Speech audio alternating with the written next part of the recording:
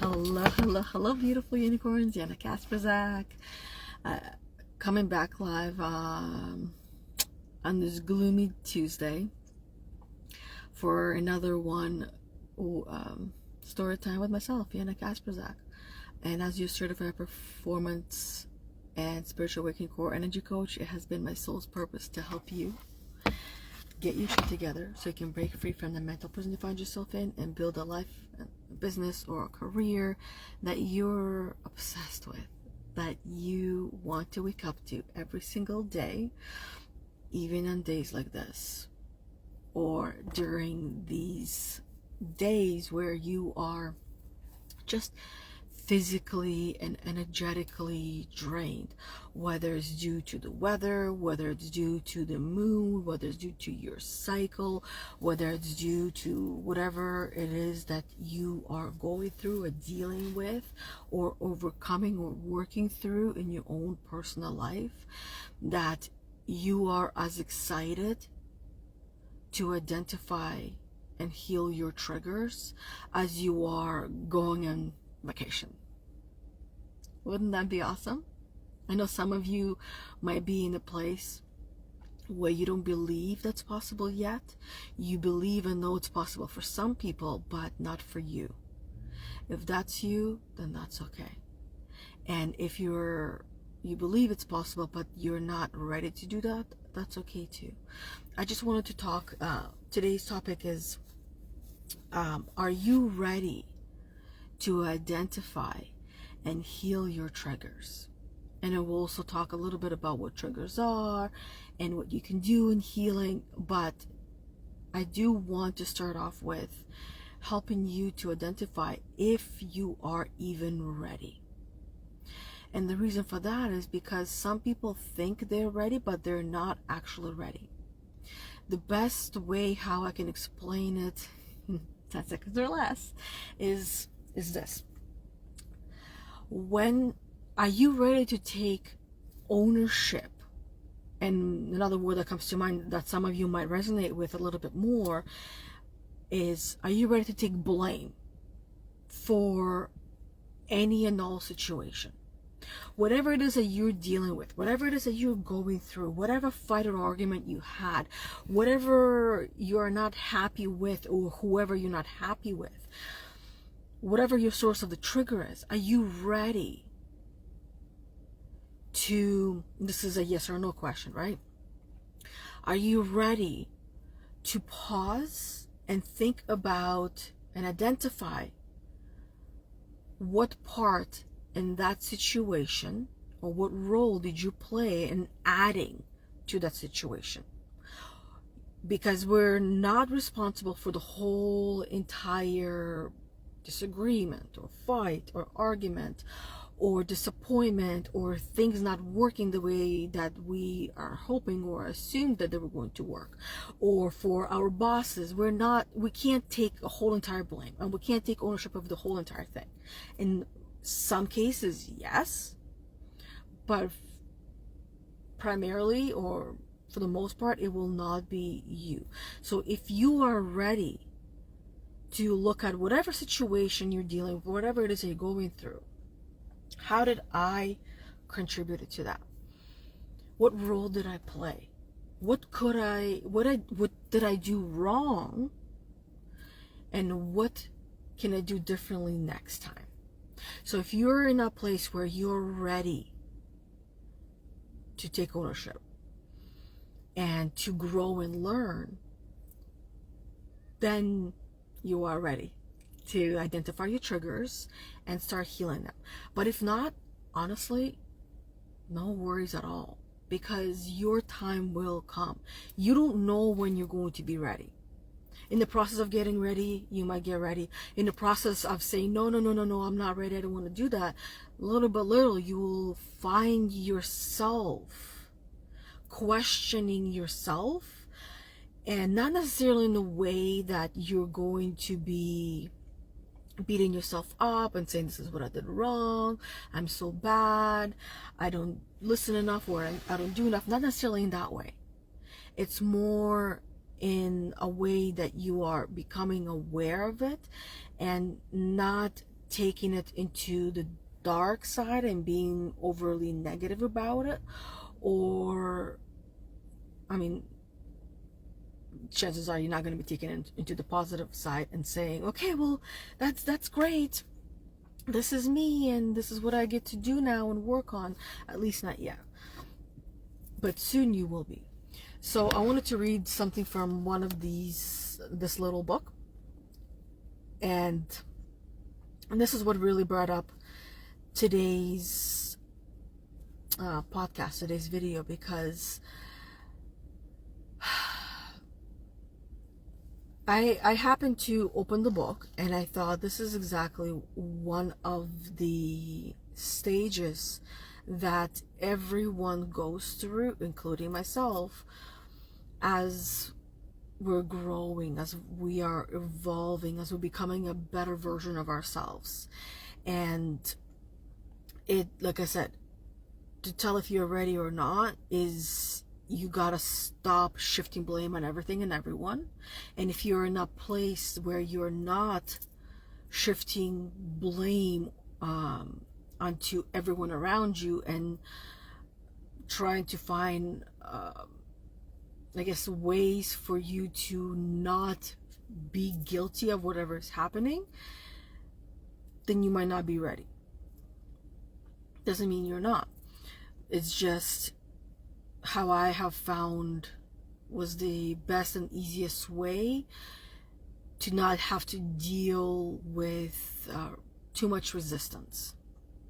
But I noticed that for myself, the women that I help escape the mental prison, this is where it really is, in the space of I want to see what I did wrong.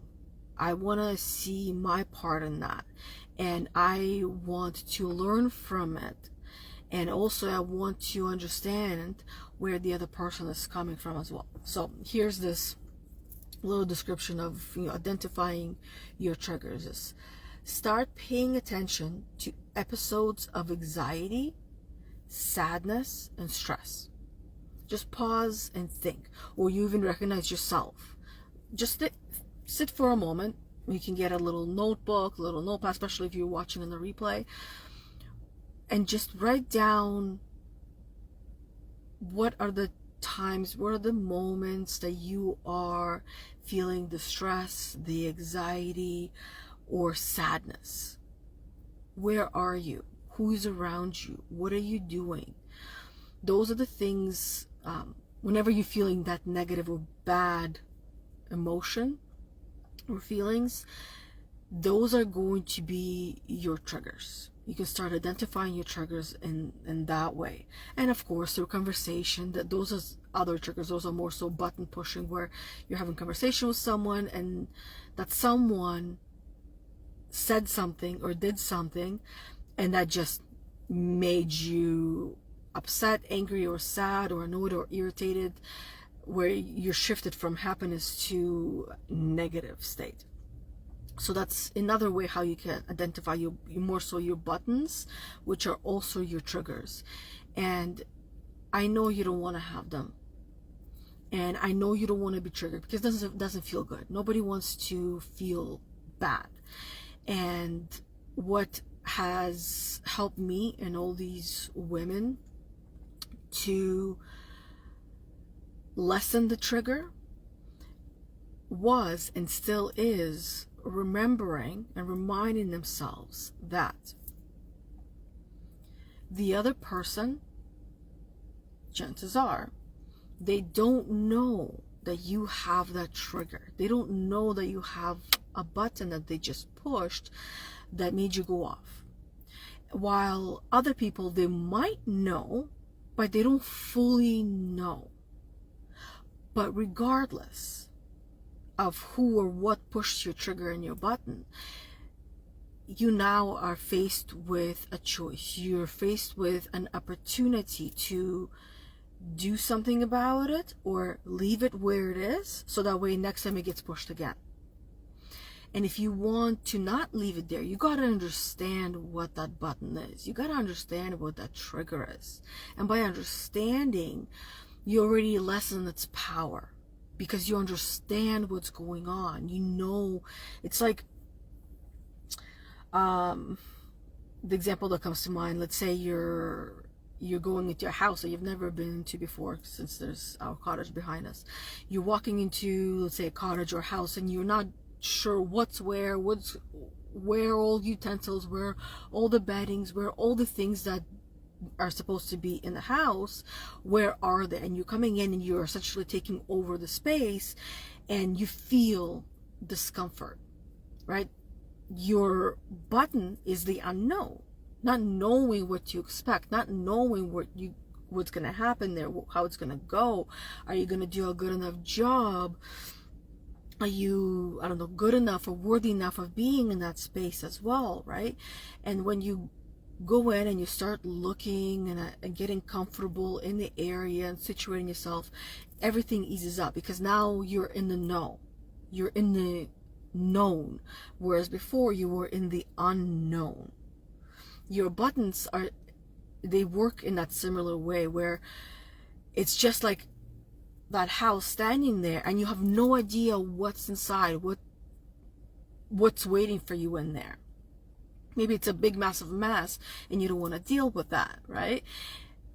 And your buttons are like that. In order for you to understand your button, you got to open up the door, you got to walk through the front door, because usually there's no back doors, right? I mean, that usually, at least not at the cottages, there's usually just one door. So you walk inside and you walk through and you get comfortable and familiar, and then you can make choices, you can make decisions. Now you're aware, and now you can move things around to make it work for you. You can rewrite the story. Your buttons work in that same way. Hey Marlena. Marlena says, sorry, I keep missing circle, the sacred circle. So resonates with me and what I've been going through. I knew what she pushed, but how do I release it? So when you become aware of what button was pushed, spending time with essentially the trauma, because the buttons are our unhealed traumas. So understanding that trauma without, and this is where there's a fine line, and yet it's not too fine, where understanding your trauma without going into the darkness too far, but spending time and understanding that trauma. Where is it coming from? What created that button for you? Sometimes you might remember, sometimes you might not. You can also, what helps me, and actually most women, is distracting yourself. If you're sitting down and you're trying to figure out where or how this button was created, because the origin helps. Like, we all want to know where we come from, right? I know my mother and my father, and I know where they come from. Other people want to know even more where their parents come from, and then so on and so on and on down the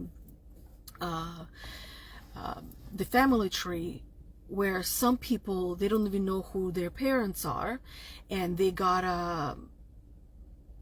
to know where they come from, because it also helps them to understand their health. So understanding where your button was created can also be helpful, is if you're not seeing it or feeling it or understanding it when you're sitting down and thinking about it, distract yourself. Go clean, go tidy up, meditate, do some breath work, go for a walk. Maybe there's some other fun activities that you can do that you enjoy. Arts and crafts, maybe sing, maybe dance, and then that's going to come. Because when we sometimes focus and try to figure something out, we're actually building walls in that process. It becomes harder and harder and harder for us to do something about it, to uncover. Yes, Ethan. Is my phone done? Not yet. Okay, I'm doing a live video right now. I'll bring it in when it's done. Okay. So we got no power at the cottage because it's solars and it's very gloomy. So I mean, that's not the only reason why I'm in the car, because there's a lot of kids and they can be loud. And I had the circuit circle call previous to this, so that's why I'm charging everybody's phones. The kids' phones, and then my phone is being charged. So anyways, by understanding the button, you start the process of releasing. And if you're feeling stuck often is because you're stagnant. So, like, for example, the imagery that comes to mind is you have a swamp and you have a river, right? So in a swamp, this is sometimes how you can feel that you are in the swamp and you are the swamp, where it's just all in one place and not moving and just festering all the germs and bacteria and different things that can grow in there, right? Even like the duckweed that starts growing on top and covering the whole entire surface of the swamp. And then there's a river that's flowing clean and pure. Now, if you connect the two, if you dig a trench, you dig a path for the river to go into the swamp without even having to dig out the other exit of it, the river is going to clean out and cleanse the swamp enough, right? Or quickly enough. And what happens is one is stagnant, one is standing or sitting still, not moving in one place, while the other is constantly moving and moving and moving, going. That's what life wants. It wants us to be in motion. Life is meant to be in motion. Just because you see a tree standing still does not mean it's not moving. Trees are constantly moving. Even if it's not windy, their branches or the leaves will move.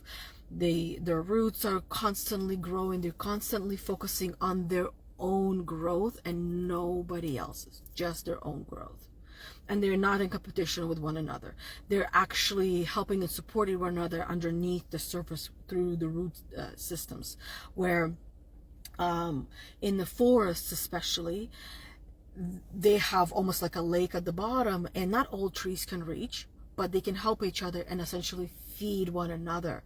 And that's why you see forests growing and blooming so beautifully together.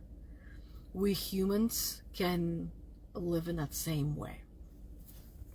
Merlin said, yeah, took me right back to my inner child.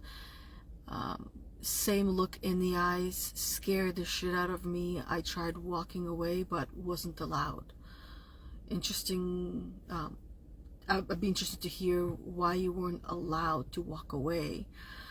My mother-in-law had same look my mother had, those eyes of evil coming for me. Yeah, so it became an instant trigger where it made you feel, the phrase that comes to mind is the fear of authority, the fear of someone who is bigger and stronger than you, who is in control of you, who tells you what you can and cannot do, kind of like the authority. And what that does, it makes us feel powerless. So it sounds like you're already understanding where it's coming from, what the trigger is. Now it's more so, here's how I'll explain it. It's like you're coaching yourself by asking yourself questions like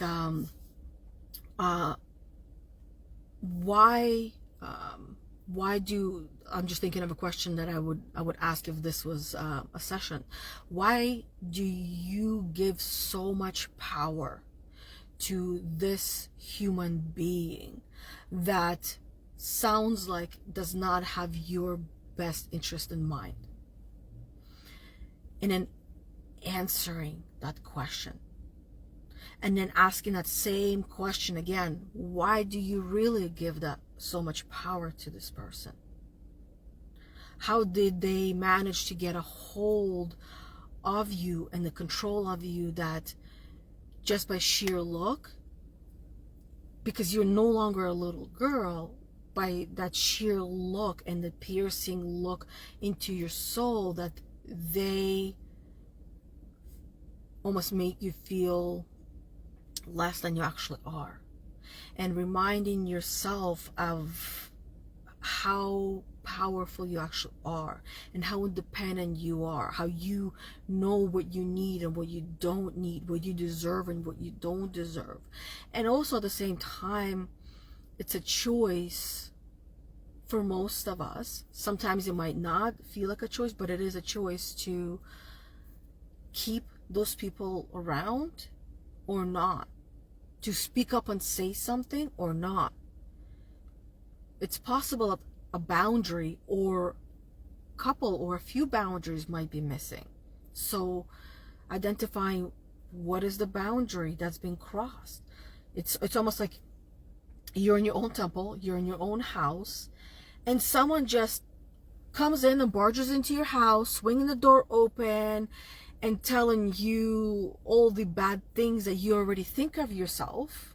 And that's why we get triggered, because we already know these things, we already feel bad, and someone comes in and tells us these things. So changing the way that we view ourselves can be helpful. But now back to the house. Someone barges in and yells wolf and tells you, you gotta listen to me. Boundaries missing. No one should be allowed or have the power to come in to your house unless they're invited. If someone has an opinion, if they want to say something, ask for permission before you do that. I don't want to hear your suggestions. I don't want to hear your comments. Keep them to yourself. And if I want them, I will come and ask you. And if you want to share them, ask me. And if I say no, respect that. So that often is as well the dynamic of, I'm older, I know better, you must listen to me. And you don't know anything because you're still a baby, you're still an infant. But more often than not, that is not the truth, that is not the reality. Just because you're older does not mean you're wise. It does not mean that you know more, because there's a lot of old souls and also people, women who have been spending many hours learning and educating themselves and growing and evolving, that they actually do know so much more, and they are wiser than those who might be twice their age or even more. I even had an experience where I was volunteering at a senior home because I wanted to also learn from the wise people and souls, and I learned that most of them were not. Most of them were still living in level 1 or level 2, which is level 1 is the victim, where things are happening to them. They're not able to get past certain things, while others were just angry and just wanted to fight and argue. Marlena said she chased me. Where is it? She chased me as begged for a minute, but she said, no, I'm not done with you. Now for my mental health, I'm refusing contact. Wanted a mom so bad, thought I could trust her, but now no, I can't. So I'm glad that you set that boundary and that you are refusing contact. You don't, that's not a mother, right? To some people, this is how mothers could be, but that's not, like, I don't see that as a mother. I see that more of, I own you, you do as I say and not as I do. And we can choose our mothers, and they can be of any age. It's just someone who makes you feel safe and comfortable. And the same thing for a father, same thing for sisters and brothers. Surrounding yourself with your chosen family. And the age, honestly, It is just a number, because if we could see the age of our souls, we'd see things much more differently. And even the soul does not compare the age of one soul to the other. The soul itself is there to help younger souls to grow and evolve and become much more wiser souls. So that way when they go on to their next life, they're a better version of themselves, figuratively speaking. Hey Debbie Hop Dances, just joining in. Welcome, Debbie. Marlena says she has boundaries issues. I don't think anyone ever stands up to her or tells her no. She's still freaking out, but I won't engage with her. Perfect.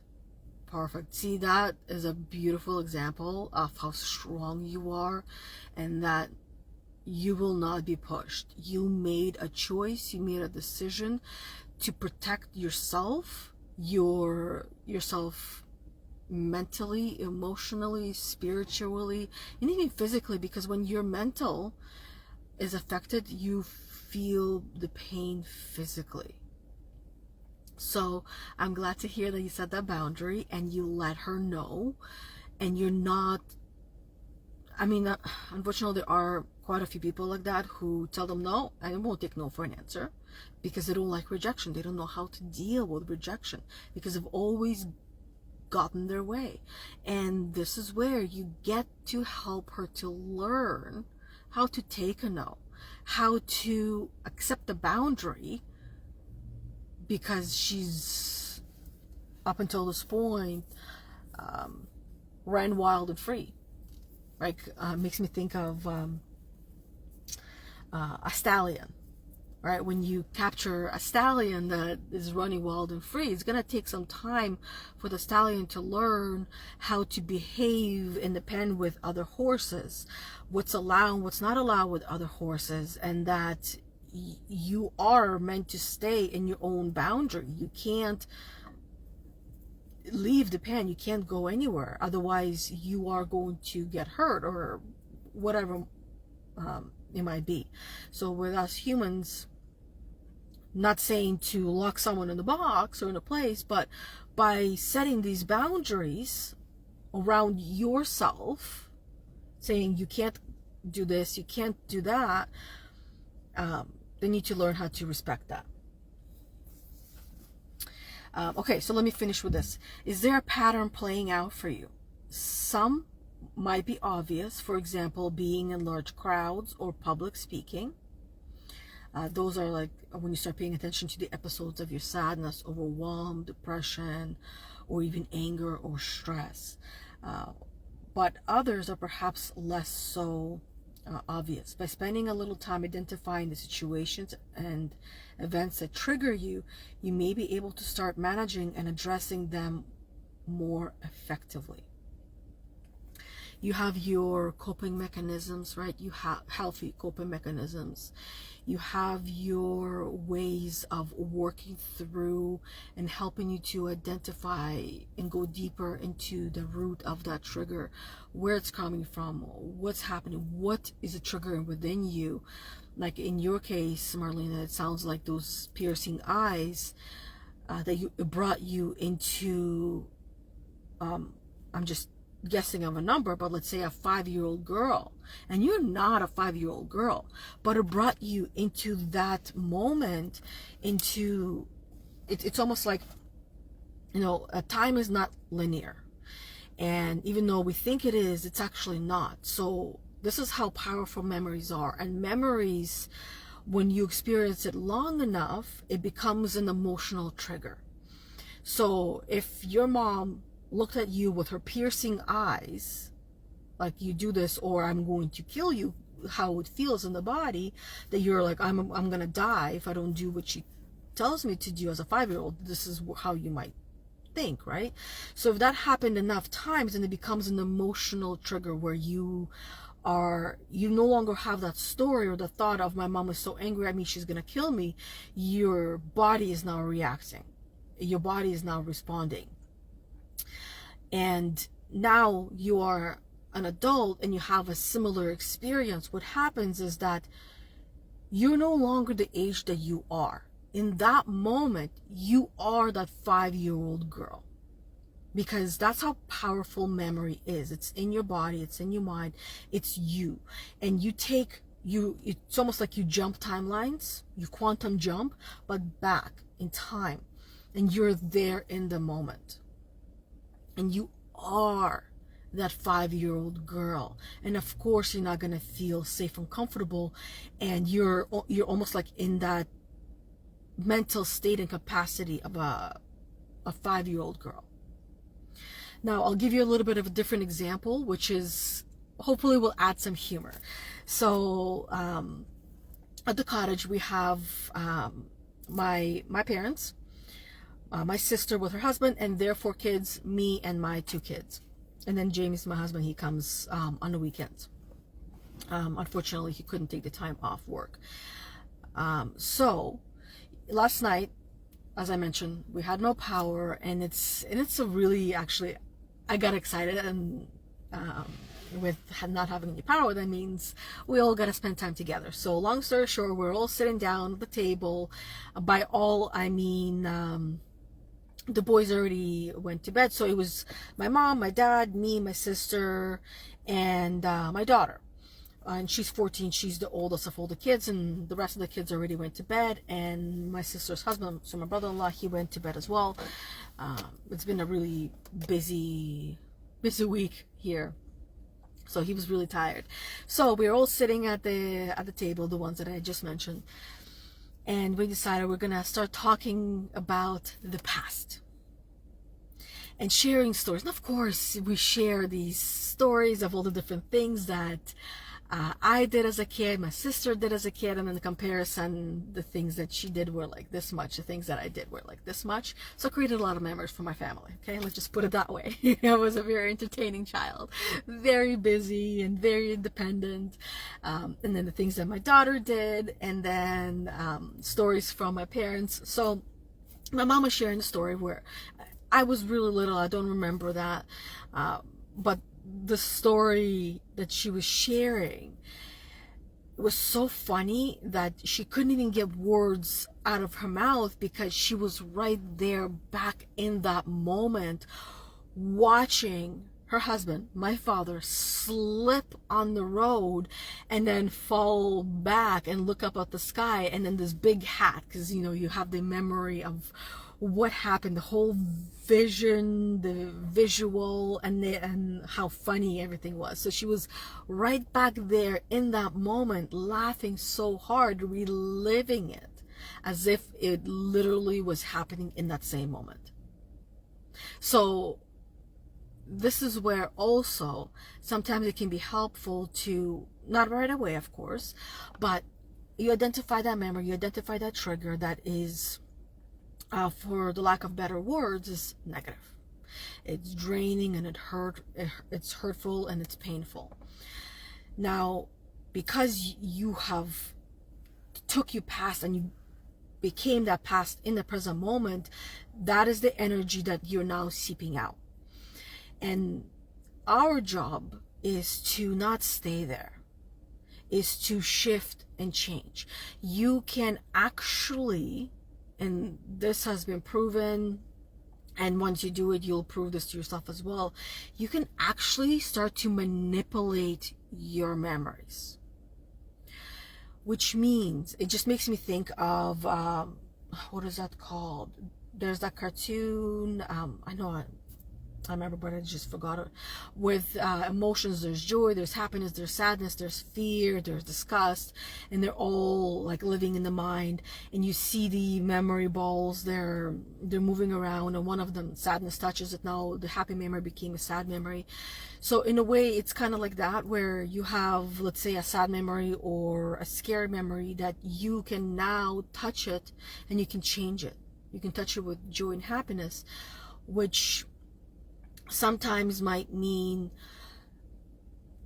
doing a meditation, a visualization, where you are visualizing yourself in one of those moments where your mom is giving you shit, yelling at you, cursing at you, telling you all the labels and words that she's telling you that you are actually not, and looking at you with those piercing eyes. And now you're in that exact scenario, but you change something in that moment.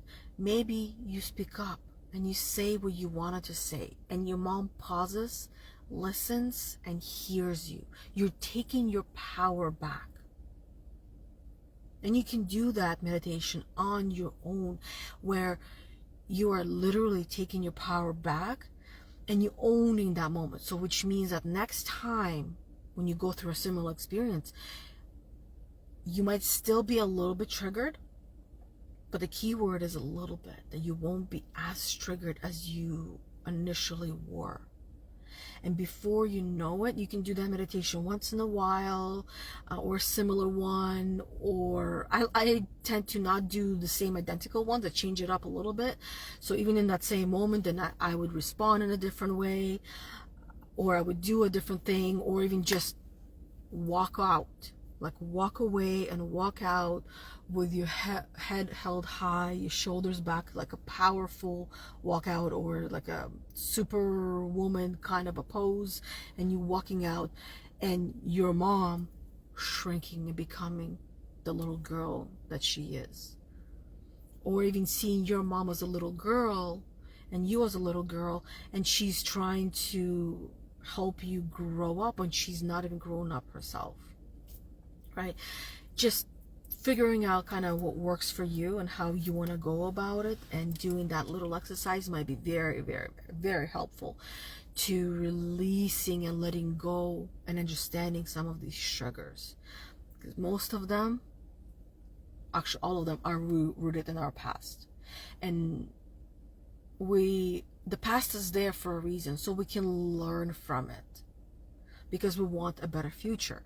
And we can't have a better future if we don't deal with the past. Now, dealing with the past, like I said, I gave a few examples. It's not just in one clear-cut way, and what works for me might not necessarily work for you.